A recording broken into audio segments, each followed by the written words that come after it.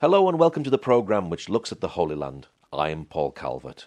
Deuteronomy 10 verse 19 from the New King James Bible says this: "Therefore love the stranger, for you are strangers in the land of Egypt." I'm with Katya Gusarov from Yad Vashem, the Holocaust Museum, and we're here talking about the situation in Ukraine. So Yad Vashem is helping the families of righteous amongst the nations. Who are the righteous amongst the nations? Those are people who had rescued Jews during the Holocaust, non-Jews that extended their help to the persecuted Jews. And why did Yad Vashem want to help these people? Why did Yad Vashem want to help the offspring of the righteous among the nations? Yeah. First of all, those Ukrainian people, they are in need now. They need someone to help them. They have nowhere to go. Their houses are ruined. They are running away from the war there in Ukraine.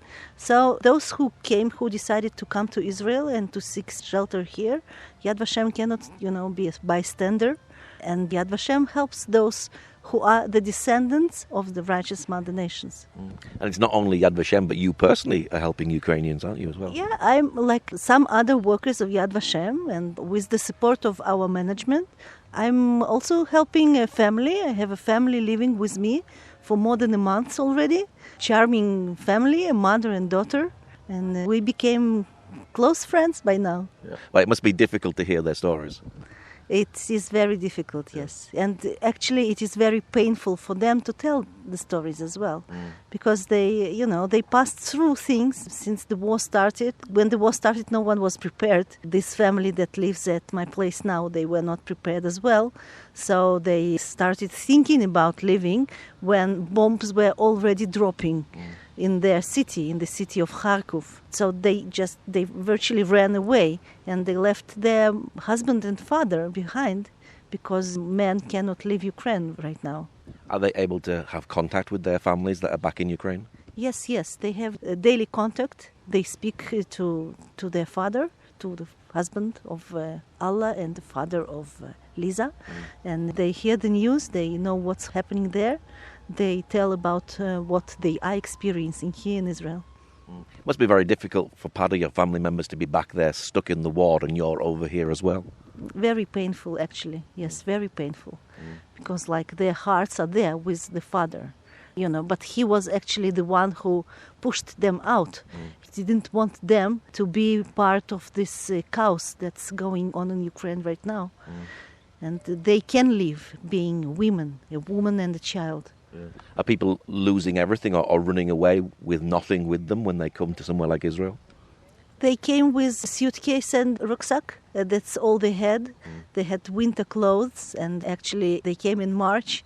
And in April, it was summer here already. So absolutely they had nothing for summer. They were unprepared for that. Besides, people, when they leave, they don't know what to take with them. How long will the war continue? So, yeah, they were unprepared for anything that met them here. Now, these are relatives from the righteous of the nations. Is this a way of repaying the kindness of how the righteous amongst the nations helped Israel and helped Jews during the Holocaust? I feel it like that. I think my management feels the same because they are helping, they are supporting the idea.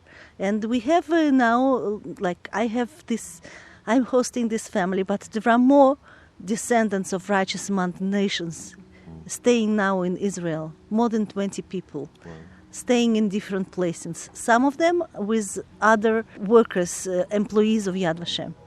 Do you have people working within Ukraine and the borders of Ukraine to actually help to get them here to Israel? No, there was when the war started there, we organized quite spontaneously sort of task force among our workers, a small group that we tried to help in all the steps, all the parts of their rescue, from trying to get them out of Ukraine and then to make their stay in Poland. They cannot enter a plane and come to Israel right away. They had to move, they have to be in Poland first. Then some of them were virtually running for their lives, so they don't really have proper documents. The majority of people who came don't have foreign passport, passport valid for traveling abroad, only the inner passport. So this was part of when the Israeli embassy in Warsaw came into action and helped issuing the passports for those people that will be able to travel further, to Israel. And how does Yad Vashem help them once they get here into Israel? We meet these people at the airport and we try to find them accommodation, either with the workers or at the hotel. And then we follow them here. We help them with all the bureaucracy that is needed, like going to the Minister of Internal Affairs and trying to get the papers ready for the status here. Then there is also health insurance and all kinds of, other things that we all have and they don't since they just arrived. What sort of stories are you hearing from them when they come here? The stories about disaster, about pain, about leaving everything behind. A lot of pain, a lot of frustration, a lot of anger on Russia as well, on Putin that launched that war, which looks to them like they don't understand why did it happen, actually. And are they happy to come here when they come to Israel? They all have their longings to homes, to their husbands, to other family members, because all of those who came here, they left someone behind. But I actually hear a lot of, sayings of wonder that they see Israel, and they are all Christians, of course. And they sort of see something miraculous that happened to them, that they found themselves in Israel. When someone runs for his life or her life, they don't know whether they will end this journey. So for them, the fact that they are now in Israel is a miracle itself. So the Holocaust started during unrest in a war, and even before the war there was roots of anti-Semitism. So have we actually ever learned anything? Because it seems like today there is like a second Holocaust for the Ukrainians. Have we really learned anything in society? Well, I think it's an exaggeration to compare the Holocaust with what is going now in Ukraine. It's it's war, it's a slaughter. They try to the Russians, the Putin's army, they try to conquer the country and to prove something to the world. I don't know what. It's a real war, and it was I think the world was not ready and was not did not expect in general that it might happen 80 years after the Second World War had finished. It's sort of unlikely that something like that might happen in Europe now, although there were other conflicts as well before. And I don't know if the humanity learns or not. Probably it's inside us people.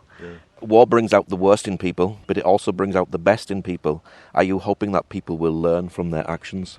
Well, probably this generation will, but then the second generation and the third generation, they will forget and everything will start over and over again.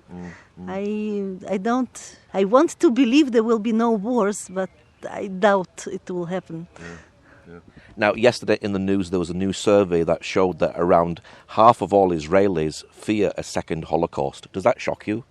Well, it seems strange to me. I don't think that, I don't feel it, and I don't think someone of my social circle. I've never heard something like that, that the Israelis are afraid of the second Holocaust.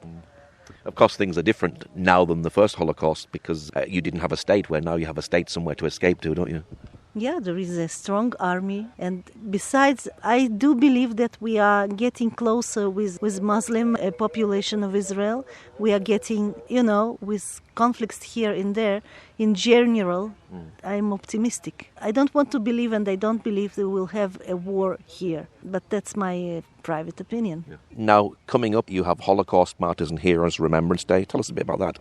About the Remembrance Day. So the Second World War was launched on the 1st of September 1939, and from that date, actually, the Jews inside Germany and outside in all the countries that the German army arrived there, Jews were persecuted and first, listed, then put into certain areas to be together and not to mingle with non-Jewish populations, and then sent to their deaths in concentration camps and death camps. or killed or murdered on the spot. So this situation continued until the war ended. So Holocaust happened within the frame of the Second World War. Besides the Holocaust, the World War was, claimed lives of a lot of people. Millions and millions of people from all the sides, from all the countries. Now we here in Israel, we commemorate the Jewish victims of this war and of the Holocaust. Yeah, and this day in Israel is usually in mid-April because it's there is not a certain Gregorian date because it's according to the Jewish calendar. Anyhow, this is at the mid-end of April usually, and on this day there is a ceremony of remembrance here, and names of those who perished are said aloud. People come here to remember their families who were killed, their ancestors. So it's a mourning day for Israel, one of two. Does the Prime Minister come as well, and the President? Yes, absolutely. Yeah, that's a must. You've been here for many years. You've been here for nearly 30 years. Why do you do what you do? I love my job. I came to work at Yad Vashem, at the Righteous Man and the Nations Department, as you said, 29 years ago. And I just was gripped by the stories, by the process, and by the idea that good deeds continue to be remembered. I never heard about other place in the world that would commemorate someone who helped someone of your lot. And it still seems a very noble idea and a very right idea, not only to remember the deeds of your own people, the heroism and the other things, but also to remember those who are not of your people, they are not your nation. And still, they were not afraid to put their own lives in danger for helping those they sometimes even didn't know before. Just because they had this, this strong belief in that human life is sacred. Yeah, it doesn't matter if it's a Jew or a Christian or a Muslim. You just do it because you cannot stand the fact that someone might decide that he kills all Jews or all blue-eyed people or all, red hairs. So that's my idea. I mean, I think this is why I continue working here, because I think that's an important thing to do, and it might be a good example for the others. What's your prayer for the people of Ukraine, finally? That the war would finally stop, that the Russian army would withdraw finally from Ukraine, and this country would be able to start anew, to rebuild what is there to rebuild, and that people would have the opportunity to come back. What's your website? What's Yad Vashem's website for people who'd like to know more and perhaps even help with a refugee? Yad Vashem has a website, but it's not dedicated to the refugees. It's dedicated to the history of the Holocaust. Yad Vashem was like all the world. We were actually not prepared for something like that Russia would invade Ukraine. Yeah, so there was nothing we put online about the situation. So we people here inside help, and if someone would like to join us in the effort, please, my telephone number, let them call me. So it's 052-855-2062. Katya. Okay, Katya, thank you very much. Thank you. And the website for Yad Vashem is yadvashem.org. Thank you for joining us today. Pray that God will move by his mighty power in the Holy Land and bring his peace.